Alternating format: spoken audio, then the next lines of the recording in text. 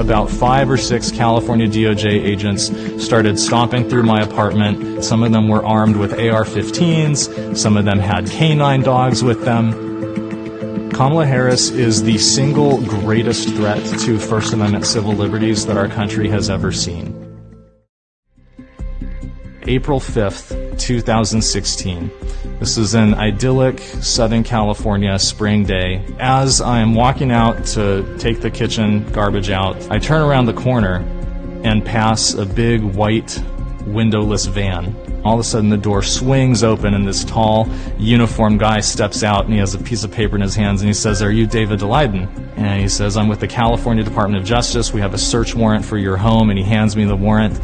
And I think to myself, oh gosh, what's going to happen next? So about 5 or 6 California DOJ agents started stomping through my apartment, the other 5 of them standing on the lawn outside. Some of them were armed with AR-15s, some of them had canine dogs with them.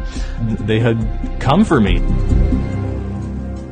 In 2013, I began and orchestrated an almost 3-year-long, very in-depth, comprehensive investigative journalism study about the harvesting and trafficking of body parts from late-term abortions. There's multiple violations and multiple issues that you very quickly start to learn about when you look into it. There's the basic problem of selling body parts, where you're basically creating a system, creating transactions, creating business relationships that incentivize the objectification and the destruction of human beings in order to keep the business going.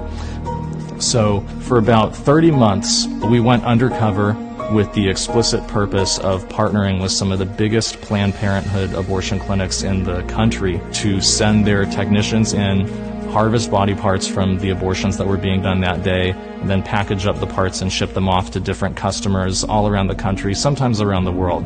In July of 2015, we began to release the Undercover video series. I had been hoping that this was something that would, that would maybe generate 100,000 views or something. Instead, what happened was even bigger than I could have imagined. Within less than a week, we had close to 3 million views on YouTube of the first video, and multiple congressional committees announcing that they were launching federal investigations of Planned Parenthood's involvement in fetal trafficking and fetal experimentation. The truth got out there, and the words of Planned Parenthood's own leadership describing their organization's participation in these activities went viral and was being publicized for the whole world to see. Looking back on it from the information that we know now, I now know what was going on was that Kamala Harris, at the explicit instruction of Planned Parenthood, had targeted me, and me alone, among all undercover video news gatherers in the state of California, to enforce the California video recording law against me and to punish me for speaking the truth about her powerful campaign donors at Planned Parenthood.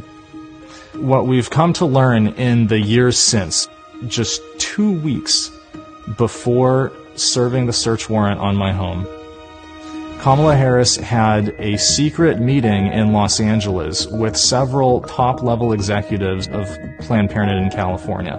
We then found out from the California DOJ investigator reports that Planned Parenthood's top lawyer in California had specifically instructed the California DOJ agents that Planned Parenthood wanted the video equipment and the computers that I was using to publish the videos to be seized, in order to shut me up, in order to prevent me from continuing to publish the truth about Planned Parenthood's involvement in fetal trafficking, and in order to punish me for speaking out with a message that was disfavored by Planned Parenthood and by Kamala Harris in the state of California. I think what people have to understand about organizations like Planned Parenthood and about their political backers like Kamala Harris is that they're shameless, and they will do whatever they have to do in order to promote their agenda. They'll say whatever they have to say, and they are not afraid to use every bit of power at their disposal to force their agenda through.